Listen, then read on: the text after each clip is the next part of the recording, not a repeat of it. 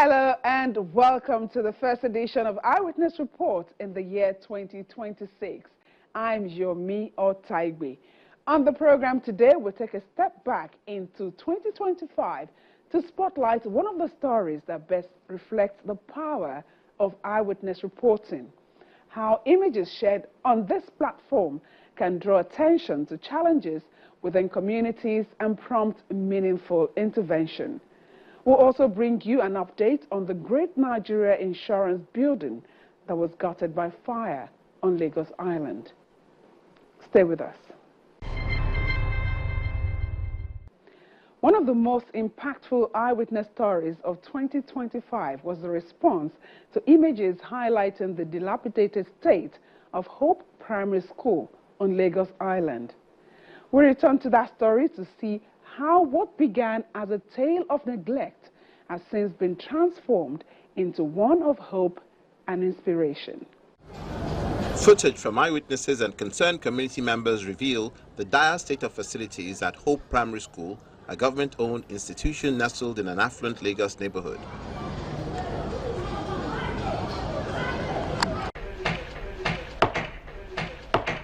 With crumbling buildings, broken furniture, and a library plagued by infestations, this school served over 200 children grappling with significant challenges.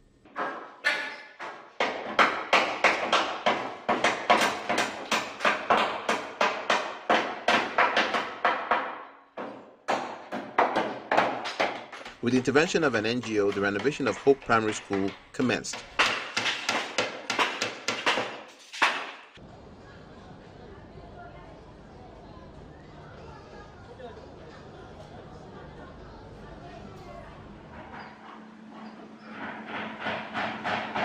Several months later, Hope Primary School gets a new look. The transformation process is really great here because honestly the school was not in a good shape before. The head teacher, Mrs. Comfort Danso, shares insights into the transformation process. When it is rainy season period, the classes is usually flooded, the front of the classes, especially this block, is usually flooded. Even in my own office, rain will enter inside the office. The roof was leaking. So what I usually do that time, during rainy season, I will clear my table, make sure I don't have any book on the table so that it will not get soaked. So the classroom was not too conducive for learning. But later some NGOs started coming, promising that they will help us do one or two things, but they never came back.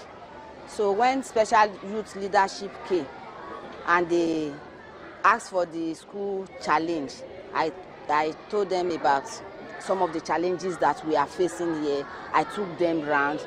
They now said, okay, they will come back. So they now wrote and it was approved. My Oga approved that what they intended doing for us, they can start doing it. Most of the renovations done here was during the holidays. So the children were not around. So it was free for them to do, no disturbance, nothing. But the one they did this year, during this school period, what they did was that they will not walk in the classes during the class session. They walk after closing time. So when the children have gone home, they do the work, the renovation in the class. So it did not affect teaching and learning in the class. The once neglected library is now equipped with books and resources, providing students with the tools they need to learn and grow.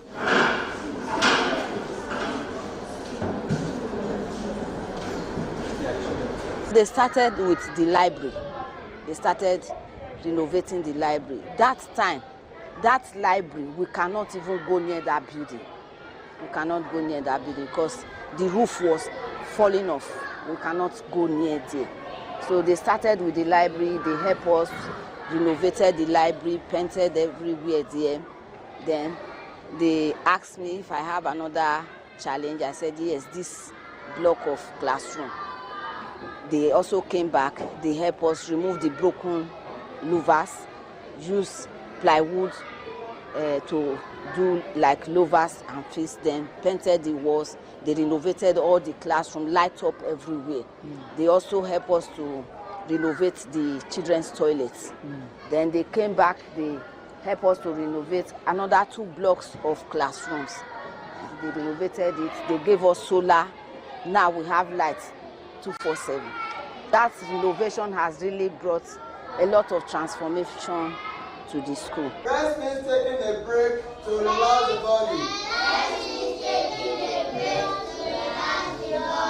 And the mind. Without doing any hard work. Classrooms have been freshly painted, infrastructure repaired, and new furnishings introduced, creating an inviting atmosphere for education. My kids are listening. Mouths are closed. The mouths are closed. Yes, are listening. Correct. We talk about viruses, am I right? Yes, ma'am. Correct. Education cannot work without proper facilities on ground, and they have done a lot in terms of improvements of the school facilities. This has been wonderful, and it really helped the interactive and engaging lesson within the school. And from the part of the pupils, it really gives them conducive and motivated environment, which will surely improve their learning and teaching in general. I have some pupils in my class when the class wasn't improved like this. They don't normally come to school. After the renovation, I think with the motivation gotten from the improvement of the school environment, they are motivated to come to school regularly, and this has been part of the benefit we have from the perfect conducive environment. This will surely improve their level of exposure. It will improve their academic performance, and it will make them to be a global student wherever they find themselves, because of they have the standard school settings here. After this level, they are good to go at any environment they make themselves. Yes. It will improve their academic performance.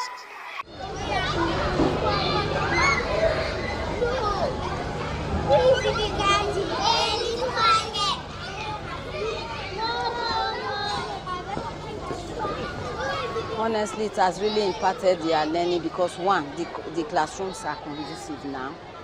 Those days when they were in the classroom, majority are complaining that mosquito is biting them here and there, but with the fan that is on, and when the teacher is teaching them, nothing is disturbing them again, they pay attention. Then the decorations on the wall also serve as instructional materials that also aid teaching and learning. One of the most significant improvements is the installation of a sustainable solar power system, providing reliable electricity and reducing the school's reliance on inconsistent power supply. If you see the way I dressed my child to come to school before, oh my God. I put on long sleeve, what's name? Socks. It's not even socks. Because of a lot of mosquitoes, everything, no lights. Oh, I thank God. Thank you so much. Thank you so much. I see a lot of changes. I see a lot of things. Thank you. Thank you. God bless you. So how has this changes in facility, what you are seeing, how has it affected the attitude of your child or your children when it gets? Now, before I spend a lot of money in the hospital, I take, because of the mosquito beating them or something, I take them to the hospital like 2 times, 3 times in a month. But now, since when this happened, I have not taken my son to the hospital. You notice that they are always happy coming to school? Yes, they are very happy. They'll say, Mommy, if you see my school now, wow, Mommy, if you see my school now, my school is a new school now. I say, we need to give the people that do this for us, we need to thank them. I'm very, very excited seeing it like this way for the renovation. And my son is also happy to come to this school. The one that passed out was a senior boy. Is happy to come back to this school, which cannot be possible. The other one, before 6 o'clock, is ready to, because of the renovation, the light, everything.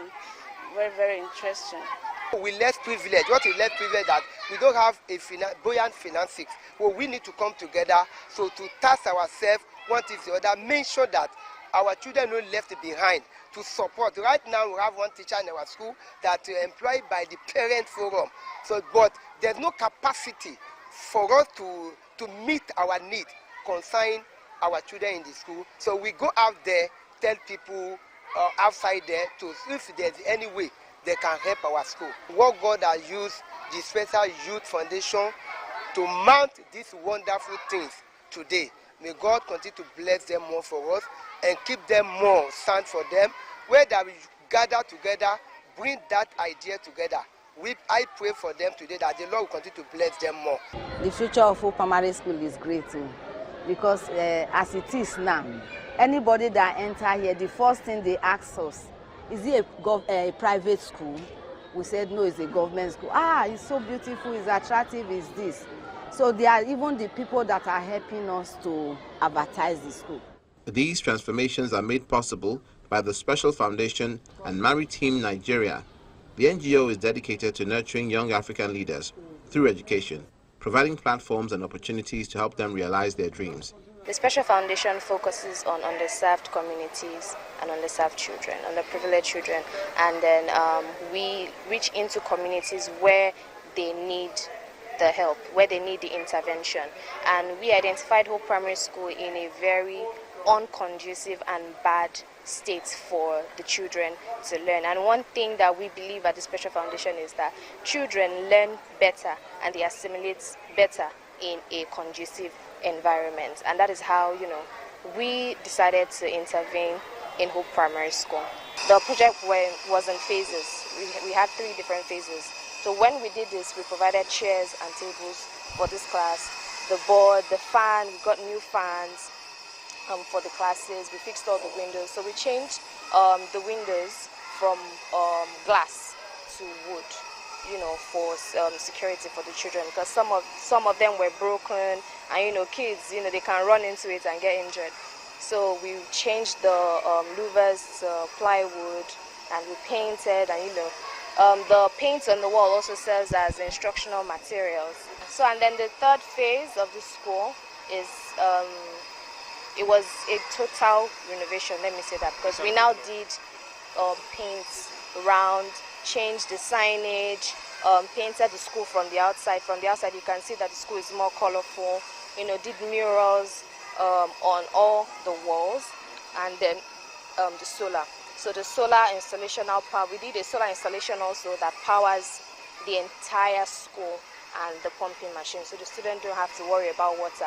Because one of the things they complained about was they don't have lights, they don't have water, the children are not able to use the toilets, they have to regulate, toilet usage because they have to fetch water, this and that, and all of that. So we consider the solar panel installation, which we now did in the final stage of this renovation. The work we do at the Special Foundation is for human service. Again, we say it's a non-profit organization. We do it clearly because we have an understanding that everyone has a part to play, and we know that there's a very large gap in the educational sector in Nigeria, and the government alone cannot do that. The project at Hope in itself is like a microcosm of what we want to do for the entire nation and Africa at large. This foundation is always about quality education, providing access to quality education for kids from underprivileged backgrounds. And what we see here in Hope Primary School is that when we come together with partners who are passionate about leadership change, wanting to build the grassroots, the education is very important for that. Amazing things happen, right? So projects like this are what we want to replicate all over the country, not just in Lagos State. We've done a project in Makoko with Roy Deck Academy, solar transformation. Now they have light 24 hours, and that's just a small community. The same here. And the point is, we want to see these changes make ripple effect around the world, right? We also want to see them make ripple effect around the country. And by taking on projects like this, we want to encourage other partners, not just our partners, but other partners to come hand in hand so that we can make education great again. I want to use that phrase because it feels very familiar. We want education to be great again because when we focus on quality education for our kids, then the leadership of Africa can become better. So this is just the beginning. This is just us starting. We've not even broken ground yet. So we have more projects that we want to embark on.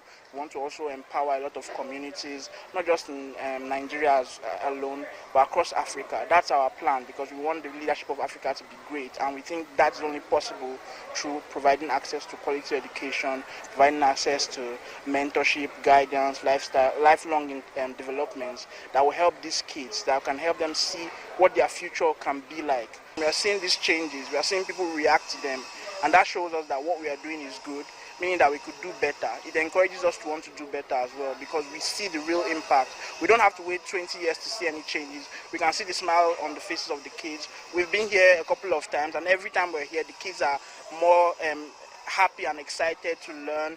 Even when they are playing, it feels more fulfilling, and all of that is impactful to what we want to achieve. This project transcends mere physical renovations. It explores the personal stories of teachers, students, and parents who've experienced the profound impact of these changes. With new resources and a revitalized environment, children are now igniting their potential and aspirations.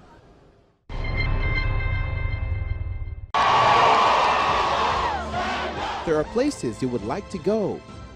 There are faces you would like to see. My palm is bruised. It's a tiny scar, but it's very painful. Too many exciting things happening all at once. From time I've always loved playing the villain. But you can't be everywhere. Guess what? Yes, we can. Your favorite lifestyle content lives here. Let us be your eyes and ears here on Entertainment News on Channels Television.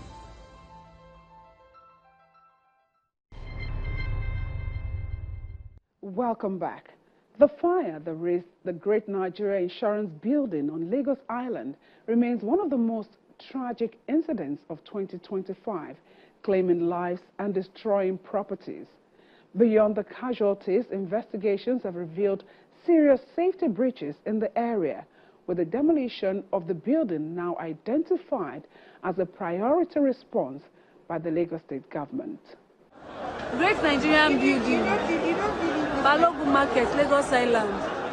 An eyewitness video captures a scene of chaos as flames engulf a multi-story building with thick smoke billowing into the sky on Christmas Eve. Firefighters, see them all.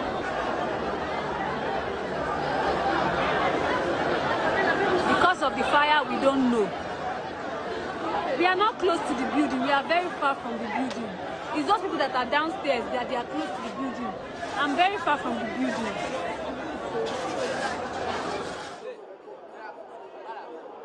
By daybreak, firefighters from the Federal and Lagos State Fire Services were still battling the inferno that nearly razed the 25-story Great Nigeria Insurance Building, located in the heart of the popular Balogun Market on Lagos Island.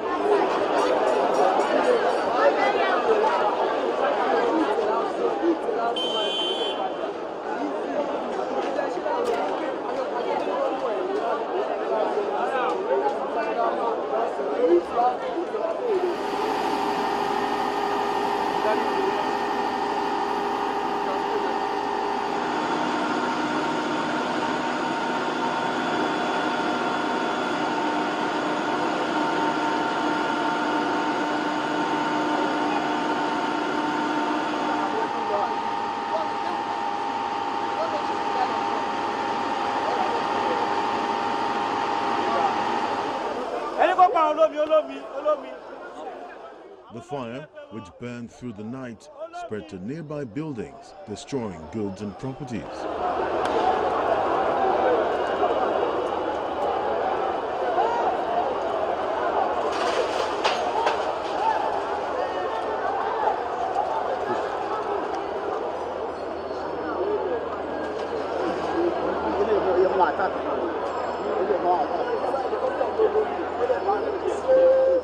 As the flames advanced rapidly, traders in surrounding shops scrambled to evacuate the wares, hoping to salvage what they could.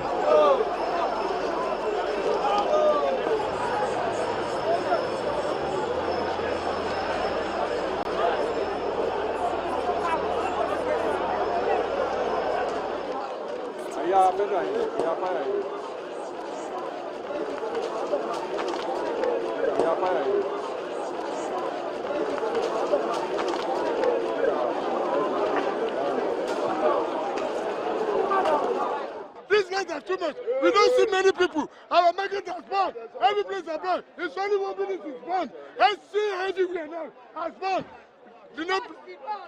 Everywhere has gone. I don't know what we are doing. Then we have a government in Nigeria. This is where they are governing us. This is where they are governing us. This is not too much. So please help us in Nigeria. Nigerian people have helped us. Our market has gone. Everything has gone.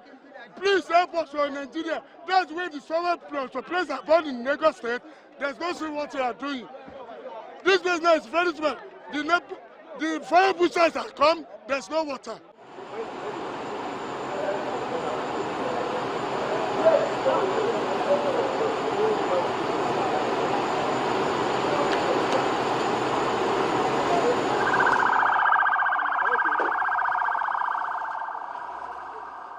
Fire started since yesterday, but up till now, we are still battling with it.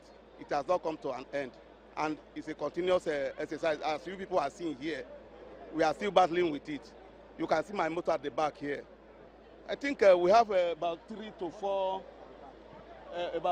4 buildings that are affected now. We cannot even see exactly when the fire will still stop, because the buildings are too closer to each other. If it is the thing that started very small, at least since yesterday that we have been here, we would have been able to cope with it. But because we do not know what the building contain, that is why we are finding it difficult. The more we are trying to make sure we suppress the fire, the more the fire is coming up.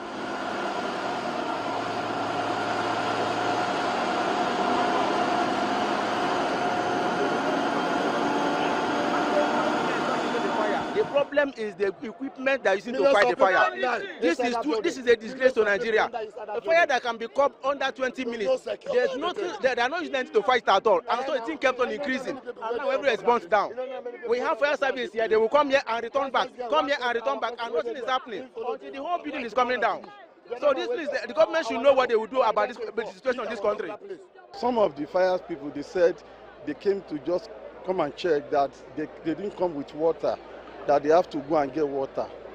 So, and the fire just started with a little smoke, from what I heard. It was just a smoke before it now gets escalated. We are not a magician.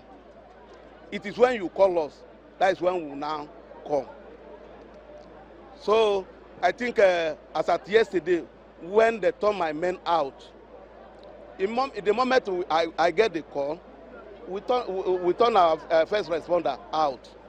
When we feel that one could not contain the fire, we now turn out the other stations follow, and you can now see. If you go down there, you see Lagos State there. You come here now, you see Federal here.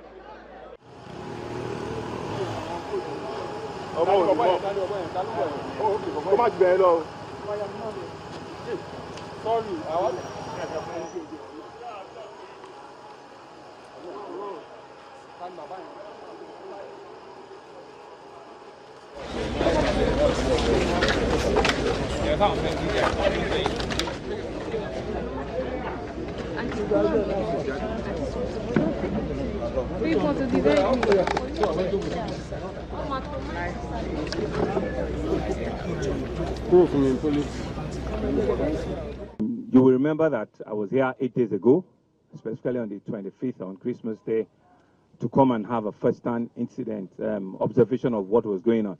This fire started around 5-6 p.m. on the 24th of December, and it was a working day in which we had, tens of thousands of people commuting all around here.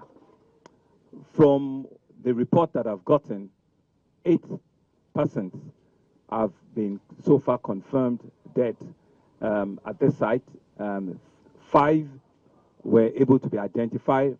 3, unfortunately, because of the extent of the fire burn, we will need to do a DNA test to identify them. We've also, during the period, rescued about 13 persons, at different, times, at different dates on this.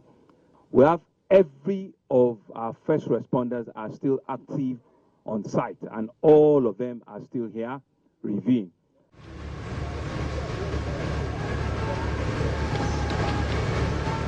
From a non-professional assessment, you will know that this building and this entire area is completely distressed. We don't need any high-level reconfirmation, but we'll do it just so that also we can ascertain and certify ourselves. So we've asked material testing. I'm also aware that there are 1 or 2 other independent people that also want to come and do tests. But my advice is that this is still very, very unsafe site, extremely, extremely unsafe site. And government will not shy away from taking its responsibility. We know that there's been a lot of recklessness and there's been a lot of carelessness. Going around the back on Breadfruit Street into Shita, I counted well over 14 generators that are on 4 floors, on 5 floors, on 3 floors. I've seen buildings that have been built on top of buildings. Complete lack of regulation to what is called the essence of building codes and conformity with building regulations. All of that will still come, to that. But I just want to tell you that, this entire area, people have been completely, lawless. I saw shops that were actually built right next to transformers, which goes to show how people have been careless with their lives, because that's what we really can see.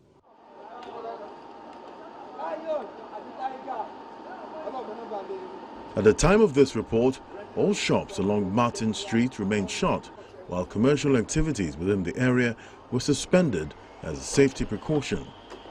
This incident once again raises concerns over fire safety in densely populated commercial hubs like Balogun Market, where similar outbreaks have been recorded over the years.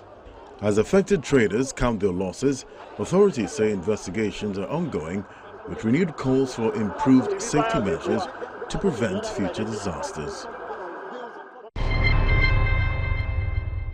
Your contributions have powered this program over the years, and we encourage you to keep sending in your pictures and videos to make another success this year. For viewers joining us for the first time, participating is easy. Use your mobile phone or any recording device to capture events in your community. Then upload them via the Eyewitness section on the channel's television mobile app, available on all online app stores. Please remember to include your contact details so our team can follow up on your submission. And that's where we end this week's edition of Eyewitness Report. Thank you for watching. We look forward to having you join us again next week. I'm Yomi Otaigbe.